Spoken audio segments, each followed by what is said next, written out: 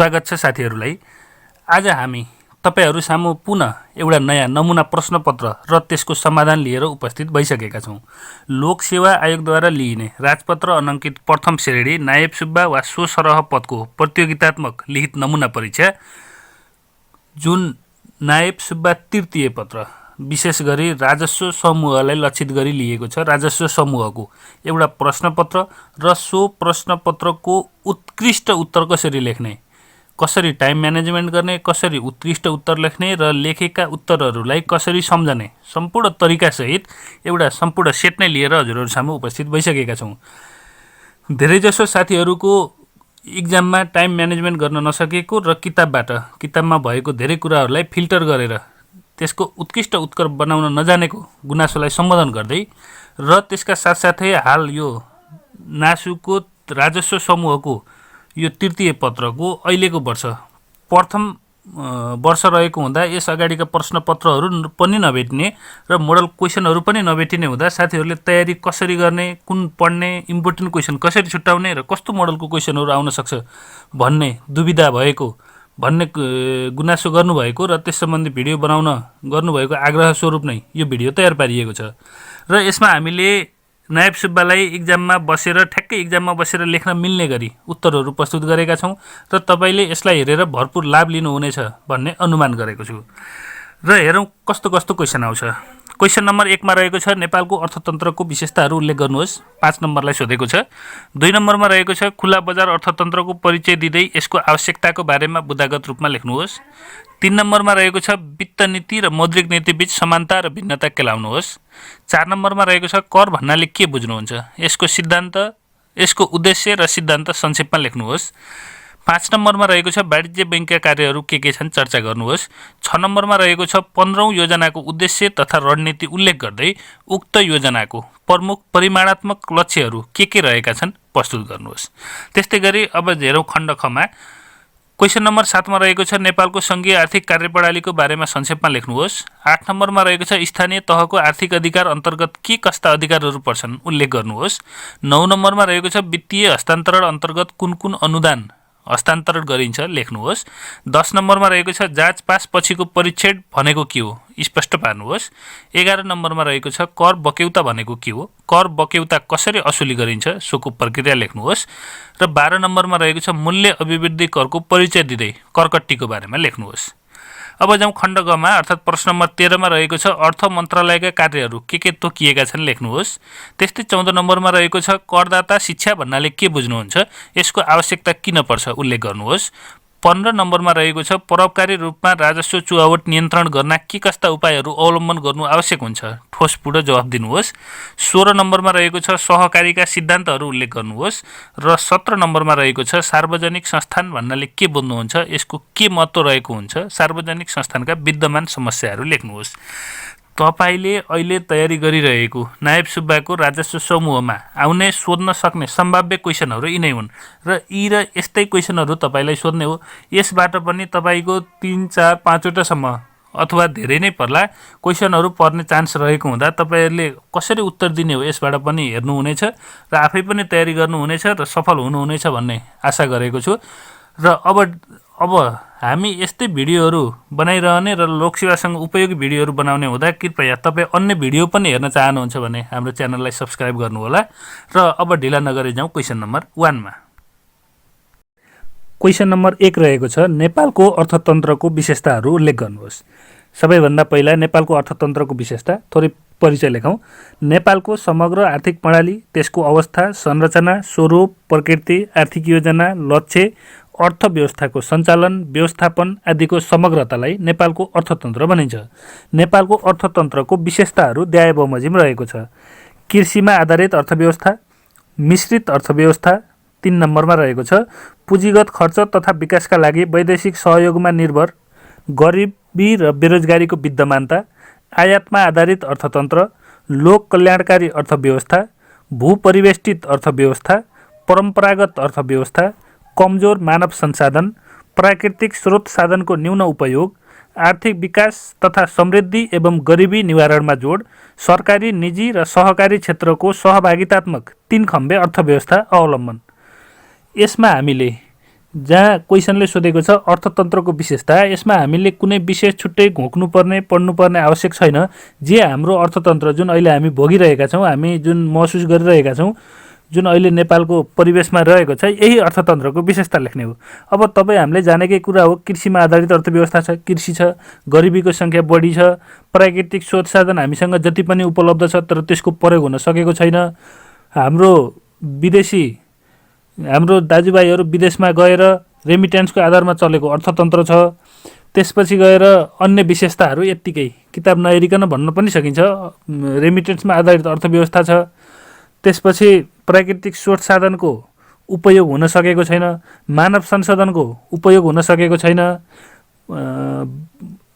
व्यापार घाटामा गइरहेको छ, हाम्रो वैदेशिक व्यापार घाटामा चलिरहेको छ, अनि विदेशी सहयोगमा निर्भर छ। त्यस्तो खालको अर्थव्यवस्था छ। त्यही जे छ त्यही लेख्ने हो। यसका लागि छुट्टै घोक्नुपर्ने छुट्टै पढ्नुपर्ने आवश्यक छैन। र यहाँ मैले पनि तिनै कुराहरूलाई उल्लेख गरेको छु। अनि अन्तमा नेपालको संविधानको आर्थिक उद्देश्य र आवधिक योजनामा समेत उच्च, दिगो र समावेशी अर्थतन्त्रको विकास गर्ने उद्देश्य लिएको छ, जसको पुरा गर्नु आजको आवश्यकता हो। क्वेसन नम्बर 1 5 नम्बरमा सोधेको छ र 5 नम्बरको लागि हामीलाई यति भएपछि पुग्छ। हामीले यसलाई उत्कृष्ट जवाफको रूपमा लिएका छौँ, किनभने परीक्षामा समयलाई पनि हेर्नुपर्ने हुन्छ र यहाँभन्दा धेरै लेख्न समयले साथ नदिने हुन्छ। त्यसै गरी अब म गएँ क्वेसन नम्बर 2मा। क्वेसन नम्बर 2मा रहेको छ खुला बजार अर्थतन्त्रको परिचय दिँदै यसको आवश्यकताको बारेमा बुदागत रूपमा लेख्नुहोस्। पहिला खुला बजार अर्थतन्त्रको परिचय दिउँ, त्यसका लागि 2.5 मार्क्स रहेको छ भने यसको आवश्यकतालाई 2.5 मार्क्स रहेको छ। र सुरु गरेँ खुला बजार अर्थतन्त्रबाट। समग्र आर्थिक क्रियाकलापहरू सरकारी स्वामित्व र नियन्त्रणबाट खुला राखी निजी क्षेत्रबाट प्रतिस्पर्धात्मक ढङ्गले आर्थिक क्रियाकलाप सञ्चालन गराउने अर्थतन्त्रलाई खुला बजार अर्थतन्त्र भनिन्छ। सामान्य भाषामा भन्दा सरकारले मात्रै सबै काम गर्नुपर्छ, सबै अर्थतन्त्र चलाउनुपर्छ भन्ने धारणालाई त्याग गरेर समावेशी रूपमा निजी क्षेत्रलाई पनि प्रतिस्पर्धात्मक ढङ्गबाट अर्थव्यवस्थामा आउने वातावरण मिलाउनुपर्छ र पब्लिक प्राइभेट पार्टनरसिप भन्छ नि, निजी सरकारी सहभागिताको माध्यमबाट अर्थव्यवस्था चलाउनुपर्छ भन्ने मान्यता नै खुला बजार अर्थतन्त्र हो। यो उदारीकृत, प्रतिस्पर्धात्मक साथै निजी क्षेत्र मैत्री अर्थव्यवस्था हो। यो अर्थतन्त्रमा माग र पूर्तिको आधारमा मूल्य निर्धारण हुन्छ। बजार अर्थव्यवस्था वस्तु तथा सेवाको बजारमा पूर्ण प्रतिस्पर्धा हुन्छ। यो बजारमा उपभोक्ता समेत सचेत रहन्छन् भन्ने मान्यता रहेको छ। अब जाउँ खुला बजार अर्थतन्त्रको आवश्यकता। त्यसलाई अन्डरलाइन गऱ्यौँ हामी। अर्थतन्त्रमा निजी क्षेत्र र गैर सरकारी संस्थाहरूलाई समावेश गर्न। खुला बजार भनेकै निजी क्षेत्रको प्रतिस्पर्धा हुने भएकाले अर्थतन्त्रमा निजी क्षेत्रको समावेश त हुने नै भयो। निजी क्षेत्रहरूबीच प्रतिस्पर्धात्मक वातावरण सिर्जना गर्न, रोजगारी अभिवृद्धि गरी बेरोजगारी समस्या समाधान गर्न, राष्ट्रिय आय तथा प्रतिव्यक्ति आयमा अभिवृद्धि ल्याउन, आर्थिक वृद्धि, आर्थिक विकास गरी आर्थिक समृद्धि हासिल गर्न, गरिबी निवारण गर्न र विश्वव्यापीकरणका लागि आधार प्रदान गर्न। त्यस्तो विशेष ठुलो कुरा यहाँ केही पनि छैन। खुला बजार अर्थतन्त्र भनेको निजी क्षेत्रको प्रवेश गराउने हो। निजी क्षेत्रको प्रवेश अर्थतन्त्रमा हुँदा के फाइदा हुन्छ, अर्थात् निजी क्षेत्रको अर्थतन्त्रको किन आवश्यकता छ लेख्ने त्यति नै हो। अर्थतन्त्रमा निजी क्षेत्रको प्रवेश हुन्छ, सामान्य कुरा भयो। निजी क्षेत्र आएपछि प्रतिस्पर्धात्मक वातावरण हुन्छ, एकदमै सामान्य भयो। प्रतिस्पर्धात्मक वातावरण भइसकेपछि रोजगारी अभिवृद्धि हुन्छ, मान्छेहरूले काम पाउँछन्, एउटै पसल खोल्दा पनि काम पाउँछन्।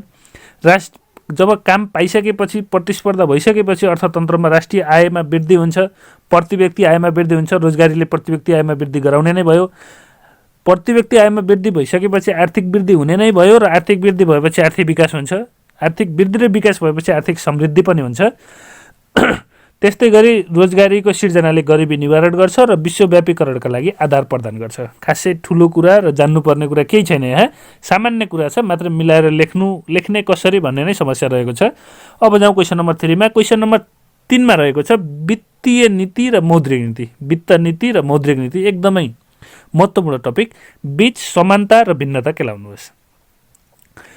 कहिलेकाहीँ क्वेसनले वित्त नीति र मौद्रिक नीति बीच समानता लेख्नुहोस् अथवा कहिलेकाहीँ भिन्नता लेख्नुहोस् भनेर छुट्टै 5 नम्बरमा आउन सक्ने क्वेसन हो यो। र यहाँ अहिले हामीलाई चाहिँ वित्त नीतिका लागि समानताका लागि 2.5 र भिन्नताका लागि 2.5 मार्क्स छुट्याएको छ।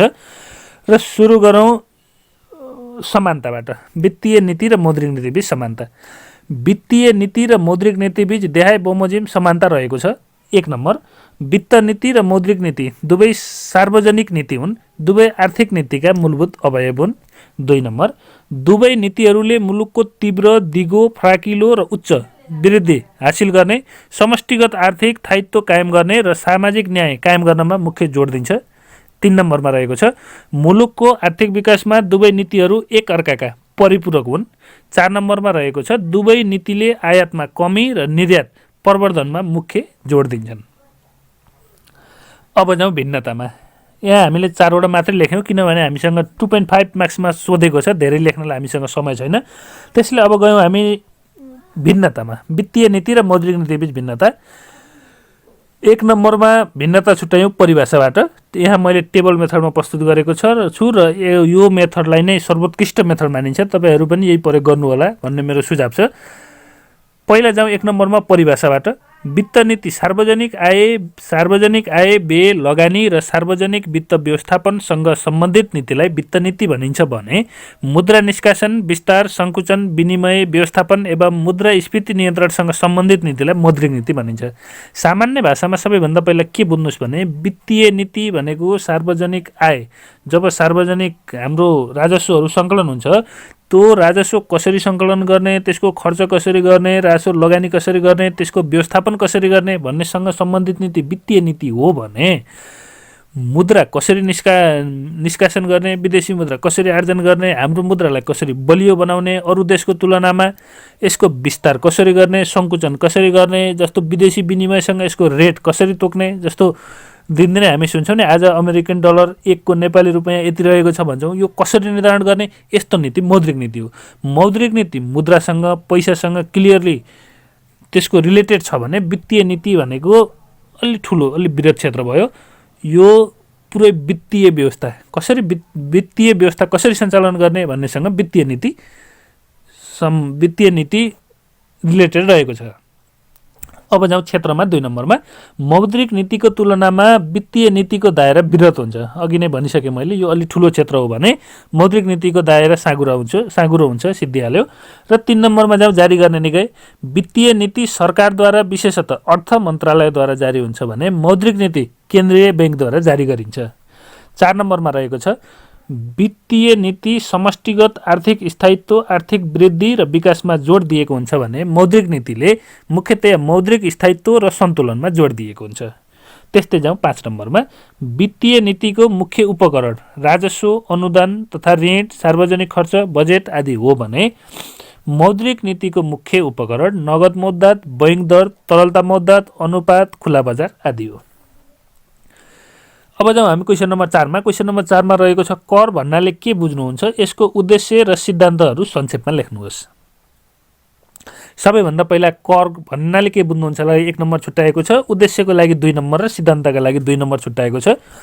एकदमै मिलाएर टाइमिङ मिलाएर लेख्नुपर्ने हुन्छ। कर भन्नाले के बुझिन्छलाई धेरै लेखेर पनि अर्थ छैन, उद्देश्यलाई मात्र 2 नम्बर छुट्याएको छ त्यही अनुसार लेख्नु पर्यो र सिद्धान्तलाई पनि 2 नम्बर मात्र छुट्याएको छ त्यही अनुसार लेख्नु पर्यो। किनभने करको सिद्धान्तहरू लेख्नुहोस् भनेर कहिलेकाहीँ 10 नम्बरमा लङ क्वेसनमा पनि सोधेको हुन्छ, त्यो बेलामा लेख्ने हिसाबले अहिले यहाँ सिद्धान्त लेखेर भएन। सिद्धान्त छोटकरीमा 2 नम्बर 2 मार्क्सलाई हुने गरी लेख्नु पर्यो। यदि समय अड्कल्न सकिएन भने हामी पुरै प्रश्न गर्न असमर्थ हुन्छौँ र जसले गर्दा पनि हाम्रो उत्कृष्ट प्रस्तुति हुन सक्दैन। अब जाउँ कर। प्रत्यक्ष लाभको आशा नराखी जनताले सरकारलाई नियमअनुसार बुझाउने निश्चित रकम नै कर हो। यो त सामान्य डेफिनेसन भयो। यो रकमबाट जनतालाई प्रत्यक्ष लाभ नमिले तापनि विकास कार्य र लोक कल्याणकारी कार्यमा खर्च गर्नु सरकारको दायित्व रहन्छ। 1 नम्बर थियो, यसको लागि हामी यति लेख्यौँ। एकदम यहाँभन्दा धेरै लेख्न हामीसँग टाइम पुग्दैन। र जाउँ करको उद्देश्य।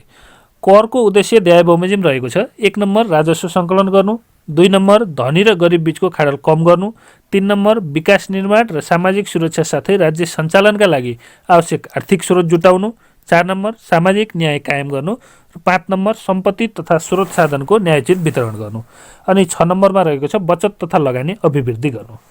अब जाउँ करको सिद्धान्त। करको सिद्धान्तहरू देय आय बमोजिम रहेको छ। 1 नम्बरमा एकरूपताको सिद्धान्त।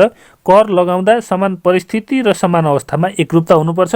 कर कार्यान्वयनमा सबै करदाताहरूबीच सम्पन्न व्यवहार हुनुपर्दछ। 2 मा जाउँ समानताको सिद्धान्त। समान आय हुनेलाई समान किसिमको कर लगाउनु पर्दछ। यहाँ हामी त्यसको वर्णन जुन सिद्धान्तको वर्णन छ एकदमै छोटो गरेका छौँ, किनभने हामीलाई जम्मा 2 मार्क्स रहेको छ। मार्क्स अनुसारको वर्णन लेखेका छौँ हामीले। 3 नम्बरमा रहेको छ निश्चितताको सिद्धान्त। करको मात्रा, समय, स्थान र कर तिर्ने तरिका सुनिश्चित हुनुपर्छ। 4 नम्बरमा रहेको छ मितव्ययिताको सिद्धान्त। कर रकमको तुलनामा कर सङ्कलन तथा दाखिला लागत न्यून हुनुपर्छ। थोरै खर्चमा धेरै कर उठाउनुपर्छ। करको चुहावट र दुरुपयोग रोक्नुपर्दछ। अनि 5 नम्बरमा रहेको छ लचकताको सिद्धान्त। करका दरहरू समयअनुसार परिवर्तन गर्न सकिने हुनुपर्छ। कर प्रशासकलाई विवेकशीलताको अधिकार प्रयोग गरी कर प्रणाली लचकदार बनाउनुपर्छ। यसका साथै उत्पादकत्वको सिद्धान्त, सरलताको सिद्धान्त, विविधताको सिद्धान्त, कानुनको सिद्धान्त पनि करका सिद्धान्तहरू हुन्। यदि करका सिद्धान्तहरूबारे लेख्नुहोस् भनेर 5 नम्बरमा सोधेको भए हामी यो तल लेखेको छ नि, यसका साथै उत्पादकत्वको सिद्धान्त भनेर यसको छुट्टै ड्यास गरेर अलिकति लेख्थ्यौँ, सरलताको सिद्धान्तको लेख्थ्यौँ, विविधताको सिद्धान्त, कानुनको सिद्धान्त सबैको सानो सानो वर्णन गर्थ्यौँ। तर हामीलाई यहाँ जम्मा 2 मार्क्समा सोधेको भएर हामी धेरै वर्णन गर्न सक्दैनौँ र त्यसलाई अन्यमा लएर राख्यौँ। र अब जाउँ अर्को क्वेसन, अर्थात् क्वेसन नम्बर 5 मा वाणिज्य बैंकका कार्यहरू के हुन्। सामान्य छ, नाफा कमाउने उद्देश्यले स्थापित बैंक वाणिज्य बैंक हो। वाणिज्य बैंकले के गर्छ, के लेख्ने, कार्य के लेख्ने भनेर घोक्ने, सम्झिने, किताब हेर्न आवश्यक नै छैन। एकदमै सजिलो भाषामा सम्झिनुहोस्। वाणिज्य बैंकले के गर्छ, एउटा भनेको हामीसँग पैसा लिन्छ, राजस्व निक्षेप गर्छ। दोस्रो भनेको त्यसको प्रवाह गर्छ। तेस्रो भनेको आवश्यक ठाउँमा कर्जा सम्बन्धी सरसल्लाह प्रस्तुत गर्छ। चौथो भनेको लगानी गर्छ। पाँचौँ भनेको सुरक्षा सम्बन्धी काम गर्छ। छैठौँ भनेको जुन यो चेक, ड्राफ्ट यिनी सम्बन्धी कार्यहरू गर्छ, तिनै हो। अब त्यसैलाई लेख्ने कसरी हेरौँ। पहिला जाउँ वाणिज्य बैंकको डेफिनेसनमा। नाफा प्राप्त गर्ने उद्देश्यले स्थापित बैंकिङ तथा वित्तीय कारोबार गर्ने संस्थालाई नै वाणिज्य बैंक भनिन्छ। निक्षेप स्वीकार गर्ने, ऋण प्रदान गर्ने, बहुमूल्य धातुको संरक्षण गर्ने, साखपत्रको सिर्जना गर्ने र एजेन्सी सम्बन्धी कार्य लगायतका कार्य गर्ने वित्तीय संस्था नै वाणिज्य बैंक हो। अब जाउँ वाणिज्य बैंकका कार्यहरूमा। वाणिज्य बैंकका कार्यहरू देय बमोजिम रहेको छ। 1 नम्बर निक्षेप सङ्कलन र प्रवाह। अघि नै हामी कुरा गरिसक्यौँ। वाणिज्य बैंकहरूले व्यक्ति, समूह वा निकायबाट सङ्कलित निक्षेपलाई विभिन्न प्रकारका कर्जाको रूपमा प्रवाह गर्छ। यस्तो कर्जा उत्पादनमूलक कार्यमा प्रयोगमा आउँछ। 2 नम्बर भुक्तानी सम्बन्धी कार्य। वाणिज्य बैंकहरूले ड्राफ्ट, चेक तथा विद्युतीय माध्यमबाट रकम स्थानान्तरण गरी भुक्तानी गर्दछ। 3 नम्बरमा छ जमानत सम्बन्धी कार्य। कुनै कारोबारको भुक्तानी सम्बन्धी कार्यमा बैंक जमानी बसी राष्ट्रिय तथा अन्तर्राष्ट्रिय आर्थिक कारोबारमा सहजता उत्पन्न हुन्छ। 4 नम्बरमा रहेको छ जोखिम व्यवस्थापन सम्बन्धी कार्य। वाणिज्य बैंकहरूले आफ्नो सम्पत्ति, कर्जा र ग्राहकको सम्पत्तिको उपयुक्त संरक्षणका लागि जोखिमको व्यवस्थापन गर्दछन्। जोखिमको पहिले नै अनुमान गरी सुरक्षा गर्ने कार्य वाणिज्य बैंकहरूको प्रमुख कार्य हो। र अर्को रहेको छ सूचना सम्बन्धी कार्य। सरकारको आर्थिक नीति, योजना, कार्यक्रम, आयोजना, व्यवस्थापन गर्न साथै वित्तीय नीति र मौद्रिक नीति तर्जुमाका लागि आवश्यक पर्ने सूचना वाणिज्य बैंकहरूले सम्बन्धित निकायमा उपलब्ध गराउँछन्। यसका साथै आवश्यक क्षेत्रमा सही सल्लाह र सुझाव, राज्यको नीति नियमको पालना, शङ्कास्पद आर्थिक कार्यमा अनुसन्धान, आर्थिक वृद्धि र विकासमा योगदान आदि वाणिज्य बैंकको महत्त्वपूर्ण कार्य हो। अब जाउँ क्वेसन नम्बर 6, अर्थात् लङ क्वेसन रहेको छ। 15औँ योजनाको उद्देश्य तथा रणनीति उल्लेख गर्दै उक्त योजनाको प्रमुख परिमाणात्मक लक्ष्य के रहेका छन् प्रस्तुत गर्नुहोस्। यो 10 नम्बरको क्वेसन रहेको छ। र सबैभन्दा पहिला जाउँ क्वेसनले भनेअनुसार नै 15औँ योजनाको उद्देश्य। यो एकदमै महत्त्वपूर्ण क्वेसन रहेको छ। 15औँ योजनाको उद्देश्य, रणनीति र प्रमुख परिमाणात्मक लक्ष्यका लागि मैले योभन्दा अघि नै एउटा भिडियो सार्वजनिक भिडियो बनाइसकेको थिएँ र हाम्रो च्यानलमा पनि उपलब्ध छ। त्यो तपाईँले तल लिङ्कमा गएर पनि हेर्न सक्नुहुन्छ। मैले डिस्क्रिप्सनमा लिङ्क राखेको छु। र अब जाउँ 15 योजनाका उद्देश्य के हुन्। अब 2076-77 देखि 2080-81 सम्म सञ्चालनमा रहेको 15औँ पञ्चवर्षीय योजनाले तय गरेका राष्ट्रिय उद्देश्य देय बमोजिम रहेको छ। 15औँ योजनाले राष्ट्रिय उद्देश्य जम्मा 3वटा तय गरेको छ र यसलाई हामी मिलाएर थपघट गरेर लेख्न सक्दैनौँ। जस्ताको तस्तै नै लेख्नुपर्ने हुन्छ योजनाबाट। 1 नम्बरमा रहेको छ सर्वसुलभ, गुणस्तरीय र आधुनिक पूर्वाधार निर्माण, उत्पादनशील र मर्यादित रोजगारी अभिवृद्धि, उच्च, दिगो र समावेशी आर्थिक वृद्धि तथा गरिबी निवारण गरी समृद्धिको आधार निर्माण गर्नु। 2 नम्बरमा रहेको छ गुणस्तरीय स्वास्थ्य र शिक्षा, स्वास्थ्य एवं सन्तुलित वातावरण, सामाजिक न्याय र जवाफदेही सार्वजनिक सेवा कायम गरी सङ्घीय शासन व्यवस्थाको सुदृढीकरण गर्दै नागरिकलाई परिष्कृत जीवनयापनको अनुभूति दिलाउनु। सामाजिक आर्थिक रूपान्तरण तथा स्वाधीन राष्ट्रिय अर्थतन्त्र निर्माण गरी देशको स्वाभिमान, स्वतन्त्रता र राष्ट्रिय हितको संरक्षण गर्नु। र उद्देश्यहरू यिनै हुन्। अब जाउँ राष्ट्रिय रणनीतिमा। हामीलाई उद्देश्य, रणनीति र परिमाणात्मक लक्ष्य सोधेको छ। अब जाउँ रणनीतिमा। रणनीति 8 वटा रहेका छन्। 1 नम्बर रहेको छ तीव्र, दिगो र रोजगारमूलक आर्थिक वृद्धि गर्नु। 2 नम्बर रहेको छ सुलभ तथा गुणस्तरीय स्वास्थ्य सेवा र शिक्षाको सुनिश्चितता। 3 नम्बरमा रहेको छ आन्तरिक तथा अन्तर्देशीय अन्तराबद्धता मार्फत दिगो सहर र बस्ती विकास। 4 नम्बरमा रहेको छ उत्पादन र उत्पादकत्वमा जोड। 5 नम्बरमा रहेको छ पूर्ण, दिगो र उत्पादनशील सामाजिक सुरक्षा र संरक्षण प्रदान। 6 नम्बरमा रहेको छ गरिबी निवारण र आर्थिक सामाजिक समानता सहितको न्यायपूर्ण समाज निर्माण। 7 नम्बरमा रहेको छ प्राकृतिक स्रोतको परिचालन, संरक्षण र उत्पादनशीलताको विकास। त्यस्तै 8 नम्बरमा रहेको छ सार्वजनिक सेवाको सुदृढीकरण, प्रादेशिक सन्तुलन र राष्ट्रिय एकता सम्वर्धन गर्ने। अब जाउँ परिमाणात्मक लक्ष्यमा। परिमाणात्मक लक्ष्यमा धेरै साथीहरू कन्फ्युज हुनुहुन्छ, डाटा फरक पढ्नु भएको छ। सबैभन्दा पहिला महत्त्वपूर्ण कुरा के छ भने परिमाणात्मक लक्ष्यमा तपाईँले यदि आधारपत्र 15औं योजनाको 15औं आधारपत्र अनुसार डाटा घोक्नु भएको छ भने कृपया त्यसलाई हटाइदिनुहोस्, किनभने 15औं योजना आइसकेको छ। आधारपत्रमा भएका कतिपय डाटाहरू 15औं योजनामा नमिल्ने भएकाले अब हामीलाई आधारपत्रको योजना होइन कि 15औं योजनाको नै फाइनल डाटा चाहिने हुन्छ, जुन यहाँ मैले अपडेट गरेको छु र यसमा हेर्नुहोला। र आवश्यकताको लागि तपाईँले प्लानिङ कमिसन नेपाल वेबसाइटमा गएर पनि योजना डाउनलोड गरेर हेर्न सक्नुहुनेछ। 1 नम्बरमा रहेको छ आर्थिक वृद्धि दर। हालको स्थिति 6.8 छ भने 10.3 पुर्याउन लक्ष्य दिएको छ। त्यस्तै प्रति व्यक्ति कुल राष्ट्रिय आय $1047 अमेरिकन डलरबाट $1595 अमेरिकन डलर पुर्याउने लक्ष्य रहेको छ। मानव विकास सूचाङ्क 0.579 बाट 0.624 पुर्याउने लक्ष्य रहेको छ। गिनी कोफिसिएन्ट 0.31 बाट 0.29 पुर्याउने लक्ष्य रहेको छ। गरिबीको रेखामुनि रहेको जनसङ्ख्या निरपेक्ष गरिबी 18.7% बाट 9.5% पुर्याउने लक्ष्य रहेको छ। विद्युतमा पहुँच प्राप्त परिवार 88% बाट 100% पुर्याउने लक्ष्य रहेको छ। युवा साक्षरता दर 15 वर्षदेखि 24 वर्षसम्मको 92 देखि 100 पुर्याउने लक्ष्य 99 पुर्याउने लक्ष्य लिएको छ भने साक्षरता दर 15 वर्षभन्दा माथिको 58% बाट 95% पुर्याउने लक्ष्य लिएको छ। त्यस्तै विधिको शासन सूचाङ्क अर्थात् कानुनको शासन सूचाङ्क 0.54 बाट 0.58 र द्रुत लोकमार्ग जुन फास्ट ट्र्याक 0 देखि 76 किलोमिटर पुर्याउने लक्ष्य लिएको छ। त्यस्तै राष्ट्रिय परिचय पत्र प्राप्त नेपाली 0 बाट 7% पुर्याउने लक्ष्य लिएको छ भने अपेक्षित आयु 69.7 बाट 72% पुर्याउने लक्ष्य लिएको छ। अब तपाईँलाई यसमा डाटा सम्झिन दुःख हुन्छ भने म तपाईँलाई सबैभन्दा सजिलो आइडिया सिकाइदिन्छु। सबैभन्दा पहिला सम्झिनुहोस् कुन घर छ, घटाउने कुन छ त्यसलाई हेर्नुहोस्। घटाउने भनेको 2 वटा मात्रै छ, एउटा गिनी कोफिसिएन्ट छ, एउटा गरिबीको रेखामुनि रहेको जनसङ्ख्या छ। गरिबीको रेखामुनि रहेको जनसङ्ख्या 18.7 बाट 9.5% र गिनी कोफिसिएन्ट 0.31 बाट 0.29, दुईटा घटाउने भयो, दुईटालाई सम्झिनुहोस्। त्यसपछि सम्झिनुहोस् 0 बाट 100% पुर्याउने के छ।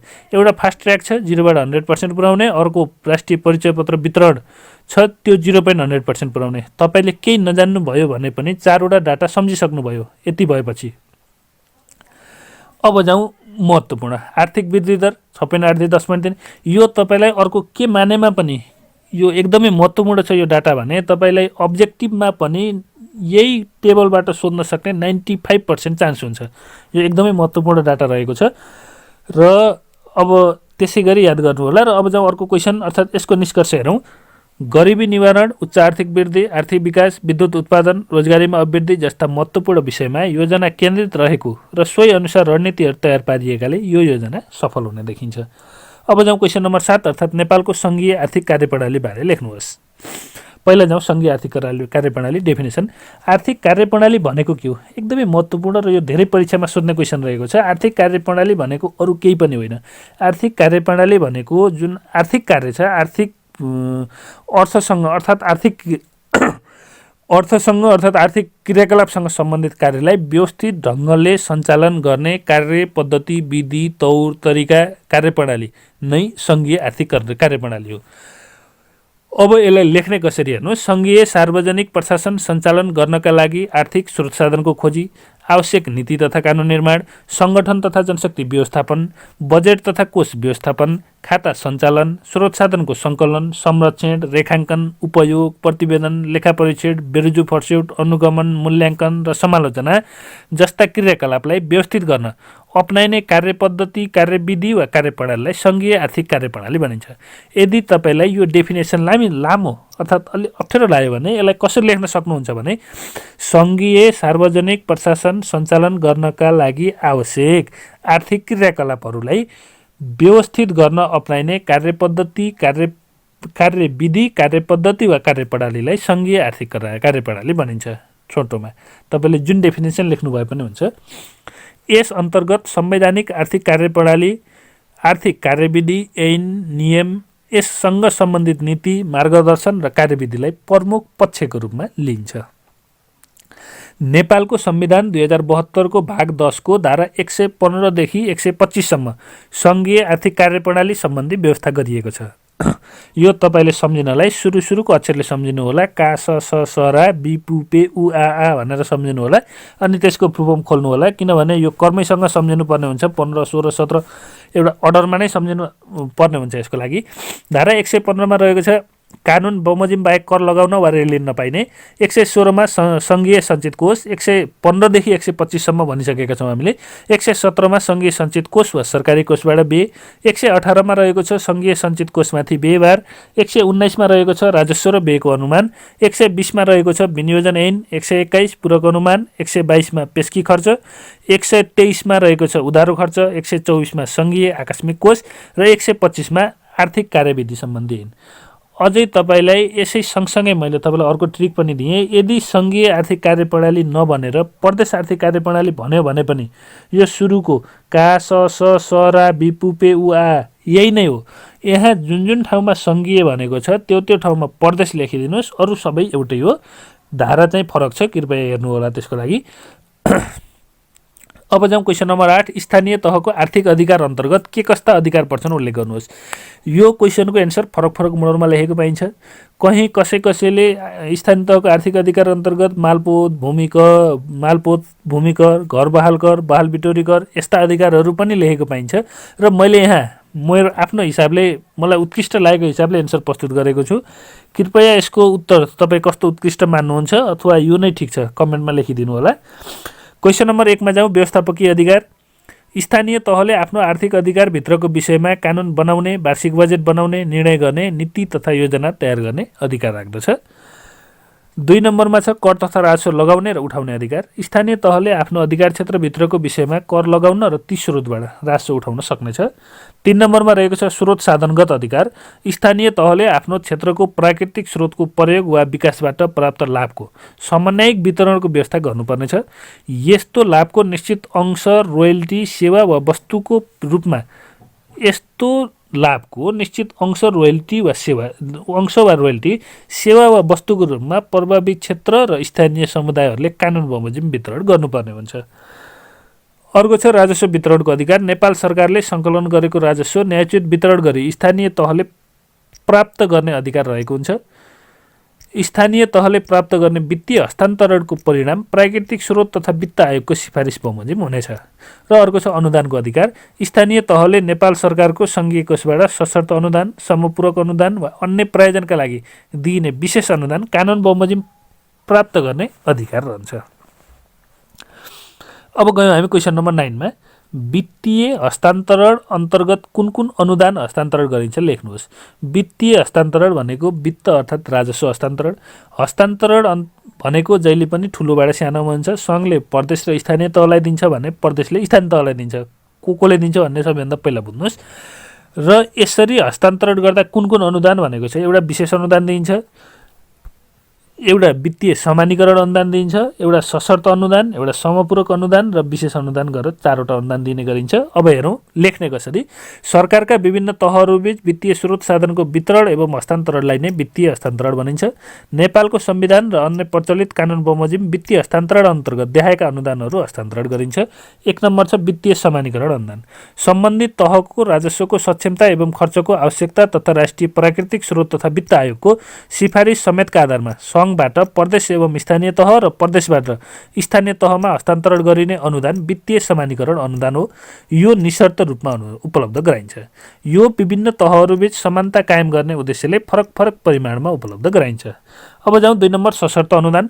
सङ्घबाट प्रदेश र स्थानीय तहमा साथै प्रदेशबाट स्थानीय तहमा, यो जुनसुकै अनुदानको पनि यही हो है। फेरि निश्चित शर्तहरू राखी मुख्यतः पूर्वाधार विकासमा उपलब्ध गराइने शर्तलाई उपलब्ध गराइने अनुदानलाई, यहाँ थोरै लेखाइमा मिस्टेक भएछ। सङ्घबाट प्रदेश र स्थानीय तहमा साथै प्रदेशबाट स्थानीय तहमा निश्चित शर्तहरू राखी मुख्यतः पूर्वाधार विकासमा उपलब्ध गराइने अनुदानलाई सशर्त अनुदान भनिन्छ। 3 नम्बरमा रहेको छ समपूरक अनुदान। कुनै पनि विकास योजना तथा आयोजनाको कुल लागतको निश्चित अनुपातमा उपलब्ध गराइने अधिकारलाई समपूरक अनुदान भनिन्छ। त्यस्तै 4 नम्बरमा रहेको छ विशेष अनुदान। विशेषतः प्रदेश तथा स्थानीय तहको विपद व्यवस्थापन, सीमान्तकृत वर्गको संरक्षण, उत्थान र विकास, लक्षित वर्गको सामाजिक, आर्थिक, राजनैतिक, शैक्षिक विकास तथा विपद व्यवस्थापनका लागि प्रदान गरिने अनुपातलाई विशेष अनुपात भनिन्छ। यो अनुदान विशेषतः असामान्य अवस्थालाई सामान्य अवस्थामा रूपान्तरण गर्ने प्रयोजनका लागि प्रयोग गरिन्छ। क्वेसन नम्बर 10 रहेको छ जाँच पास पछिको परीक्षण भनेको के हो, स्पष्ट पार्नुहोस्। अब पहिला हेरौँ डेफिनेसन। जाँच पास पछिको परीक्षण भनेको के हो। भन्सार कार्यालयबाट जाँच पास भएका मालवस्तु निकासीकर्ता वा पैठारीकर्ताले घोषणा गरे बमोजिमको मालवस्तु हो वा होइन भनी, अथवा निकासीकर्ता वा पैठारीकर्ताले घोषणा गरे अनुरूप भए नभएको यकिन गरी भन्सार विभागको महानिर्देशक वा भन्सार परीक्षकले निकासीकर्ता वा पैठारीकर्ताको मालवस्तु खरिद वा बिक्री, निकासी वा पैठारी सम्बन्धी खाता, श्रेष्ठता, अभिलेख वा सम्बन्धित कागजात, ब्याङ्क अभिलेख, कम्प्युटर प्रणाली लगायतका सम्पूर्ण अभिलेख परीक्षण गर्ने कार्यलाई जाँच पास पछिको परीक्षण भनिन्छ। यो तपाईँलाई अलि लामो झन्झटिलो लाग्यो भने यसलाई कसरी लेख्नुहोस् भने भन्सार कार्यालयबाट जाँच पास भइसकेका मालवस्तुहरू कानुन बमोजिम ठिक छ छैन र त्यो सामान आयात गर्ने वा निर्यात गर्नेले पहिले जुन कागज बुझाइसकेको हुन्छ घोषणा गरेर लेखेको कागज अनुसारको मालवस्तु छ छैन भन्ने सम्बन्धमा सम्बन्धित अधिकारीले त्यसको कागज त्यो मालवस्तु र मालवस्तुसँग सम्बन्धित कागजपत्रहरू अध्ययन अनुसन्धान गरी अथवा परीक्षण गर्ने अथवा परीक्षण गर्ने कार्यलाई जाँच पास पछिको परीक्षण भनिन्छ। भन्सार कार्यालयबाट जाँच पास भएका वस्तुहरू ठिक छन् कि छैनन् भनेर अध्ययन गर्ने कार्य नै जाँच पास पछिको परीक्षण हो। यसरी परीक्षण गर्दा कुनै कमी कमजोरी देखिएमा परीक्षकलाई परीक्षणकर्ताले कानुन बमोजिम महसुल लिन वा सजायको सिफारिस गर्न सक्नेछ। भन्सार जाँच पास पछिको परीक्षण गर्नुको उद्देश्य न्याय बमोजिम रहेको छ। 1 नम्बर भन्सार कानुनको प्रभावकारी कार्यान्वयन गर्ने, वैदेशिक व्यापार सहजीकरणमा वृद्धि ल्याउने। त्यस्तै 3 नम्बरमा रहेको छ भन्सार जाँच पास कार्यमा सहजीकरण र सेवाग्राहीलाई छिटो छरितो सुविधा प्रदान गर्ने। र 4 नम्बरमा रहेको छ भन्सार व्यवस्थापनमा सुशासन कायम गर्ने। अब जाउँ हामी नेक्स्ट क्वेसन अर्थात् क्वेसन नम्बर 11मा। क्वेसन नम्बर 11मा रहेको छ कर बक्यौता भनेको के हो। कर बक्यौता कसरी असुली गरिन्छ सोको प्रक्रिया लेख्नुहोस्। पहिला जाउँ डेफिनेसन। कर बक्यौता करदाताले आफ्नो कर विवरण अनुसार बुझाउनु पर्ने रकम समयमै नबुझाएमा कर परीक्षण तथा अनुसन्धानबाट थप कर निर्धारण भएको रकम तोकिएको म्यादभित्र दाखिला नगरी बाँकी रहेको रकमलाई कर बक्यौता भनिन्छ।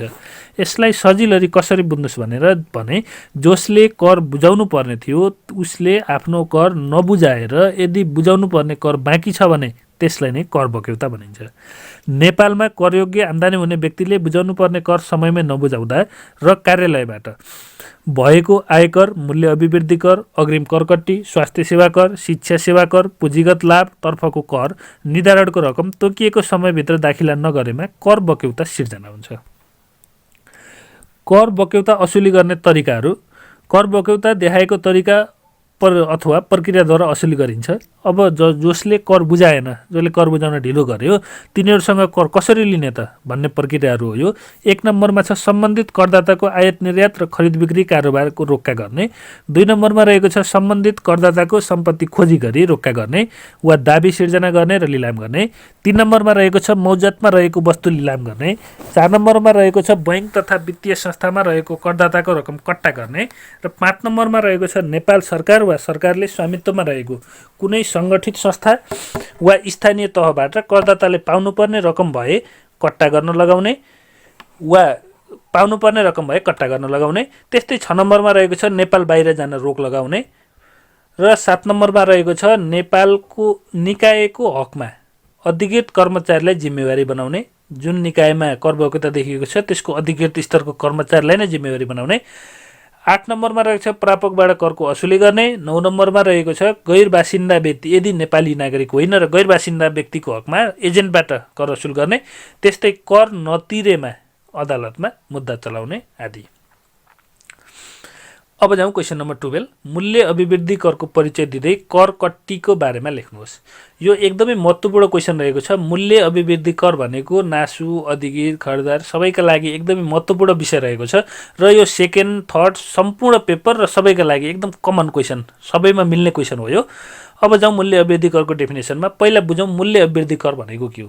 कुनै पनि सामानको प्रत्येक पटक मूल्य बढ्दा बढेको मूल्यमा लाग्ने कर नै मूल्य अभिवृद्धि कर हो। सामान्य भाषामा भन्दा यस्ता लेख्दा कसरी लेख्ने भने वस्तु तथा सेवाको उत्पादन तथा बिक्री वितरण अन्तर्गतका हरेक तहमा हुने मूल्य अभिवृद्धिमा लाग्ने करलाई मूल्य अभिवृद्धि कर भनिन्छ। यो वस्तु वा सेवामा भएको सकारात्मक मूल्य अन्तरमा लाग्ने कर हो। साबिकमा प्रचलनमा रहेको बिक्री कर, होटेल कर, ठेक्का कर, मनोरञ्जन कर आदिलाई प्रतिस्थापन गर्न सफल मूल्य अभिवृद्धि कर एक अप्रत्यक्ष कर हो। यो अप्रत्यक्ष कर हो र यो करले बिक्री कर, होटेल कर, ठेक्का कर, मनोरञ्जन कर पहिला जुन थरीथरीका कर लाग्थे ती सबैलाई प्रतिस्थापन गरेर अहिले यो एउटा मात्रै लागेको छ र यसलाई साह्रै वैज्ञानिक र आधुनिक कर पनि भनिन्छ। मूल्य अभिवृद्धि करको मुख्य दुई विशेषता कर कट्टी र कर छुट हो। एकदमै महत्त्वपूर्ण मूल्य अभिवृद्धि कर भित्रको बुझ्नै पर्ने कुरा भनेको कर कट्टी र कर छुट हो। करदाताको क्षमता तथा अन्य परिस्थिति विश्लेषण गरी सोही अनुसार कर छुट हुने वस्तु वा सेवाको सुनिश्चितता गरिन्छ। मूल्य अभिवृद्धि करलाई व्यवस्थित र प्रभावकारी बनाउनका लागि हाल मूल्य अभिवृद्धि कर ऐन 2052 सञ्चालनमा रहेको छ। यहाँ हामीलाई मूल्य अभिवृद्धि करको परिचय दिँदै कर कट्टीको बारेमा लेख्नुहोस् भनेको छ क्वेसनले र यो क्वेसन 10 नम्बरको क्वेसन रहेको छ, लङ क्वेसन रहेको छ। मूल्य अभिवृद्धि करका लागि 5 मार्क्स र कर कट्टीका लागि 5 मार्क्स रहेको छ। अब जाउँ कर कट्टीमा। मूल्य अभिवृद्धि करमा दर्ता रहेको कुनै पनि करदाताले आफूले कारोबार गरेको कुनै पनि वस्तु वा सेवाको बिक्रीमा सङ्कलन गरेको करबाट पहिले त्यस्तो वस्तु वा सेवा खरिद गर्दा तिरेको कर कटाएर बाँकी रहेको रकम मात्र सरकारलाई बुझाउनुपर्छ। यसरी बिक्रीमा असुल गरेको करबाट खरिदमा तिरेको कर कट्टी गर्न पाउने व्यवस्थालाई नै कर कट्टी भनिन्छ। यसलाई सजिलरी कसरी बुझ्नुहोस् भने जस्तै मैले एउटा मोबाइल फोन किने, जस्तो म एउटा मोबाइल फोन विक्रेता, मोबाइल फोनको मेरो पसल छ। मैले सुरुमा मोबाइल फोन किन्दाखेरि 50 रुपियाँ कर तिरेर लिएर आएँ। त्यही मोबाइल फोन मैले बेच्दाखेरि मेरो ग्राहकले त्यही मोबाइल फोनमा फेरि 60 रुपियाँ कर तिर्यो भने त्यो 60 रुपियाँ करबाट मैले तिरेको 50 रुपियाँ कर घटाएर जुन बाँकी 10 रुपियाँ कर हुन आउँछ नि त्यो कर मात्रै सरकारलाई बुझाउने हो। यसलाई भनिन्छ मूल्य अभिवृद्धि करमा कर कट्टी। बेच्दा आएको करको मूल्यबाट आफूले किन्दा तिरेको करको मूल्य कट गरेर अर्थात् घटाएर मात्रै बाँकी रहेको पैसा तिर्ने। यसले गर्दा दोहोरो कर उठ्न दिँदैन र वस्तुको मूल्य वृद्धिमा केहीसम्म कन्ट्रोल गरेको हुन्छ। सामाजिक न्याय कायम गर्ने उद्देश्यले मूल्य वृद्धि करमा करकट्टीको व्यवस्था गरिएको हो। भए तापनि पेय पदार्थ, अल्कोहल मिश्रित पेय पदार्थ, सवारी साधनको लागि हल्का पेट्रोलियम पदार्थ, मनोरञ्जन खर्च आदिमा तिरेको करकट्टी दाबी गर्न नमिल्ने व्यवस्था रहेको छ। यसको लागि करकट्टी दाबी गर्न मिल्दैन। कुनै वस्तु आगजनी, चोरी, दुर्घटना, टुटफुट अथवा विध्वंसात्मक गतिविधिका कारणले हानि नोक्सानी हुन गएमा त्यस्तो हानि नोक्सानी हुन गएको वस्तुको समेत करकट्टी गर्न सकिने व्यवस्था रहेको छ।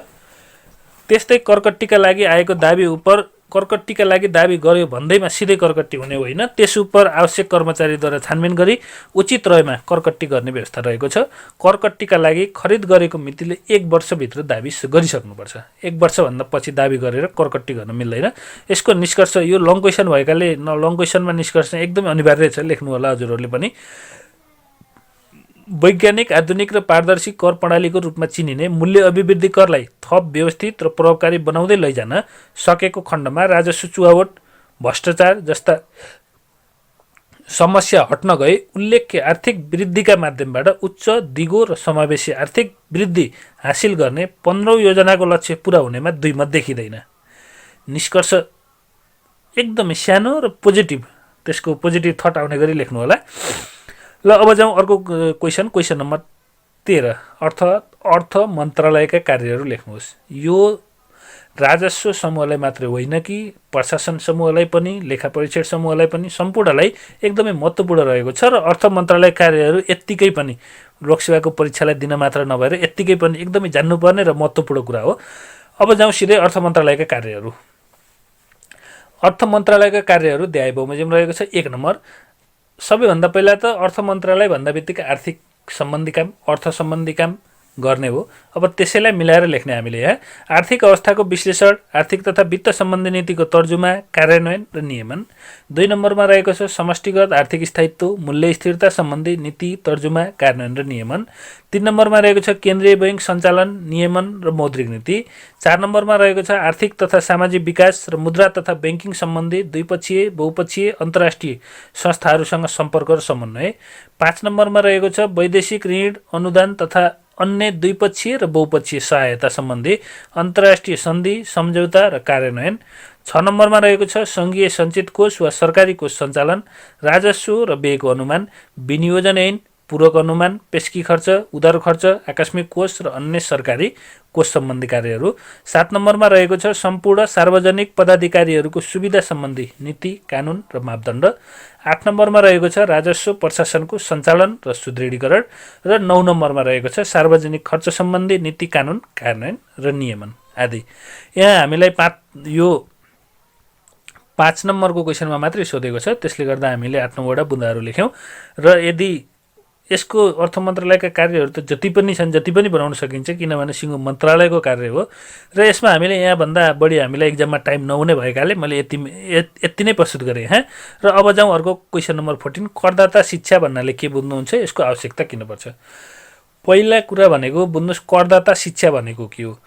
करदाता शिक्षा भनेको करदाता अर्थात् कर तिर्ने व्यक्तिले पालना गर्नुपर्ने अधिकार के हो, कर तिरेपछि पाउने सुविधाहरू के हो, अधिकारहरू के हो, कर कहिले कहिले तिर्नुपर्छ, कर तिरेपछि के फाइदा हुन्छ, कर कसका लागि तिर्ने, किन तिर्ने भन्ने सम्बन्धी शिक्षा नै करदाता शिक्षा हो।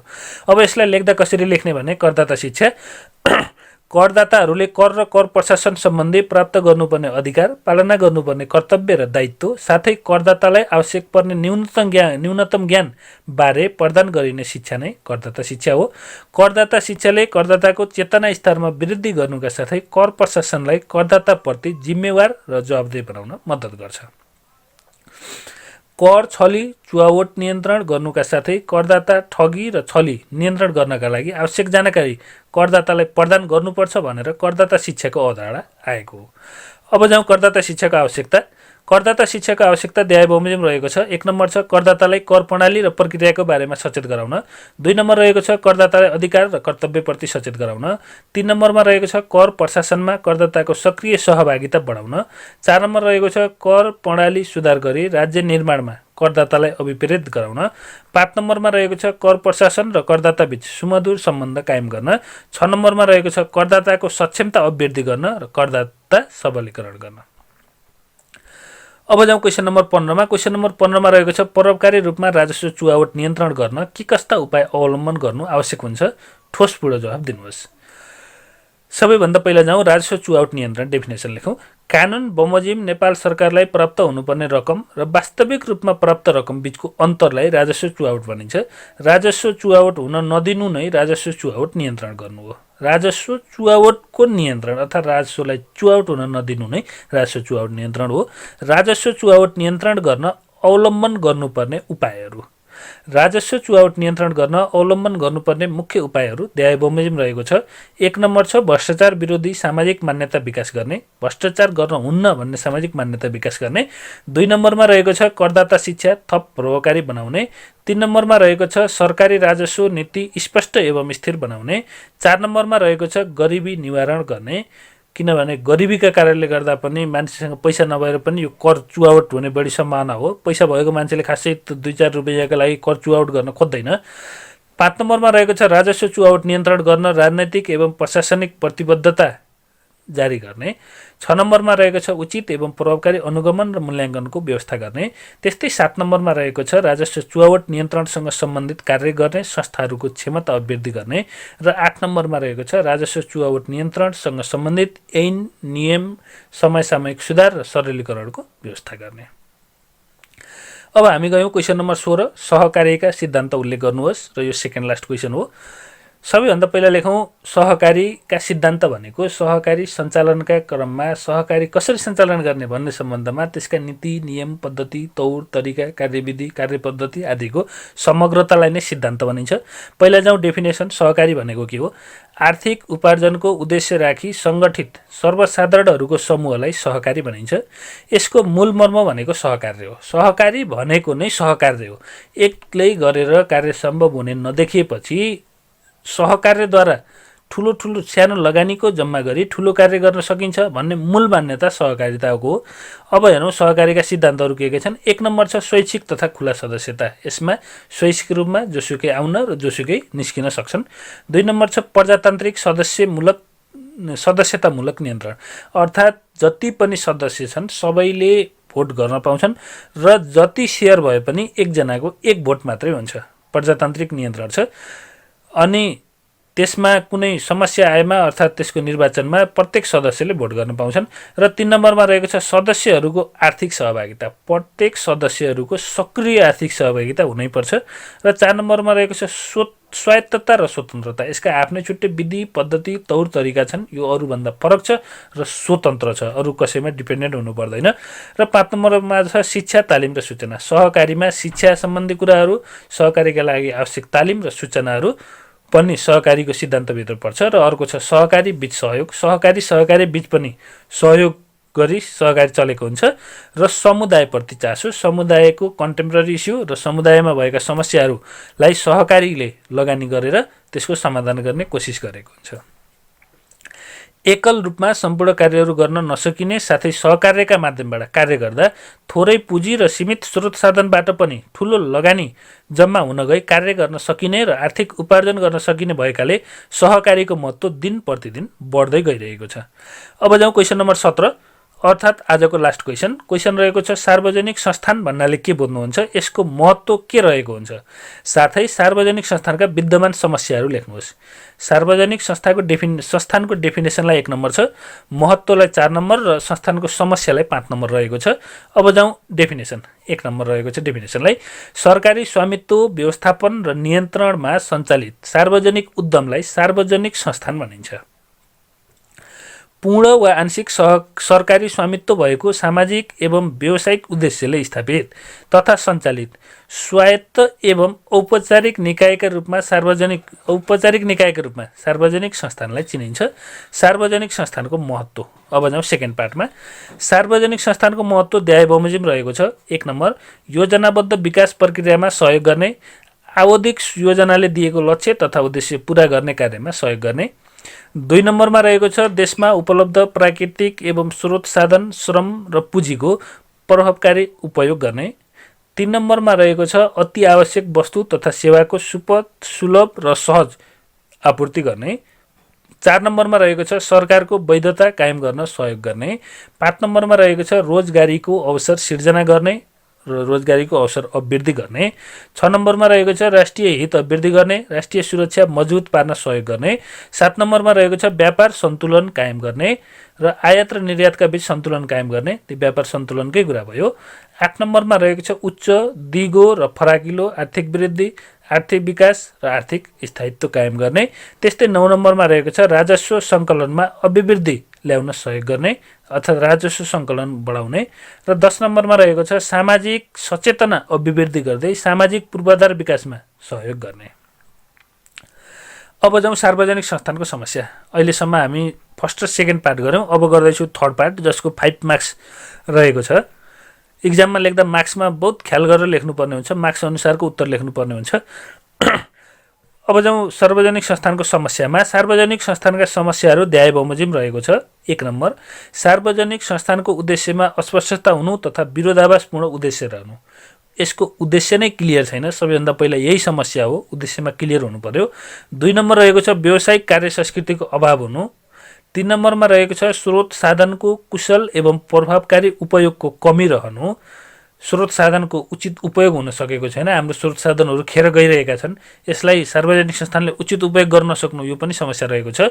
4 नम्बर रहेको छ कमजोर जनशक्ति व्यवस्थापन। अघि नै पनि हामी भनिसक्यौँ, हाम्रो जनशक्तिले विदेशमा गएर रेमिटेन्स कमाउने काम भइरहेको छ, तर जनशक्तिको स्वदेशमै प्रयोग गर्न सकिएको छैन। जुन विदेशमा पनि डर्टी एन्ड डेन्जर कामहरू गर्नु परिरहेको छ त्यो राम्रो होइन र अब जनशक्तिलाई सार्वजनिक संस्थानका माध्यमबाट स्वदेशमै सञ्चालन गरिनुपर्छ।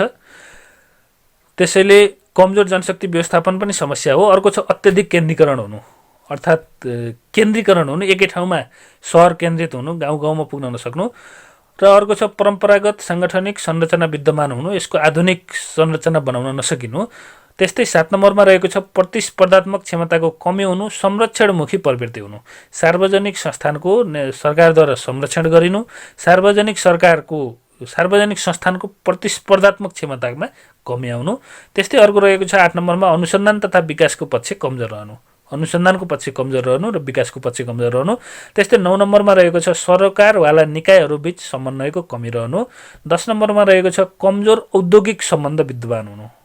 औद्योगिक सम्बन्ध भनेको मजदुरको र त्यहाँको मालिकको बिचको सम्बन्ध, जुन श्रम सम्बन्ध छ त्यो सम्बन्ध कमजोर रहनु। जुन व्यवसायीहरूले मजदुरमाथि विश्वास गर्न नसक्नु र व्यवसायीहरूले मजदुरहरूले व्यवसायमाथि भर पर्न नसक्नु, यस्तो समस्या रहेको छ।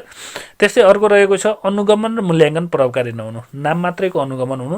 आज हामी तपाईँकोमा अनुगमन गर्न आउँदैछौँ भनेर फोन गरेर अनि अनुगमन गर्न गइनु, यस्तो समस्या रहेको छ। त्यस्तै अर्को भ्रष्टाचार, चुहावट र दण्डहीनता, यो त जहाँसुकैको समस्या भयो, यसको पनि समस्या रह्यो।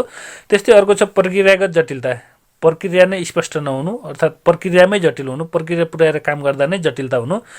र अर्को रहेको छ अत्याधिक राजनैतिक हस्तक्षेप तथा राजनैतिक अदूरदर्शिता रहनु।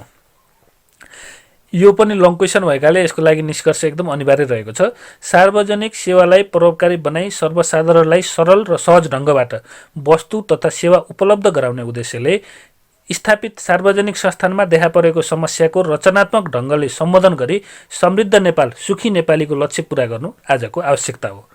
र यसै सँगसँगै आज हामीले लिएर आएको सेट क्वेसन, जुन परीक्षामा आउन सक्ने मोडल क्वेसन एउटा लोकसेवा विज्ञद्वारा तयार पारिएको लिएर आएका थियौँ, क्वेसनको सेट लिएर आयौँ, यो पुरा भइसकेको छ। र तपाईँ यति बेलासम्म हामीसँग रहेर साथ दिनुभएकोमा तपाईँलाई धेरै धेरै धन्यवाद। र आगामी दिनहरूमा पनि यस्तै भिडियोहरू तपाईँले हेर्न चाहनुहुन्छ र निजामती सेवामा प्रवेश गर्न चाहनुहुन्छ भने कृपया हाम्रो च्यानललाई सब्सक्राइब गरिदिनु होला, लाइक, कमेन्ट र सेयर गर्न नभुल्नु होला। र यो भिडियोमा भएको कुराहरू राम्रो छ भने कृपया कमेन्टमा राम्रो लेखिदिनु होला र कुनै सुधार गर्नुपर्ने छ भने सुधार गर्नुपर्ने पक्षहरूलाई औँलाएर कुन कुन पक्षमा सुधार गर्दा भिडियो उत्कृष्ट बनाउन सकिन्छ र कस्ता विषयमा अबका क्लासहरू कस्ता विषयमा गर्दाखेरि राम्रो हुन्छ कृपया कमेन्टमा लेखिदिनु होला र हाम्रो च्यानललाई सब्स्क्राइब गर्न नबिर्सनु होला भन्दै हजुरहरूलाई धेरै धेरै धन्यवाद। हवस् त, धन्यवाद।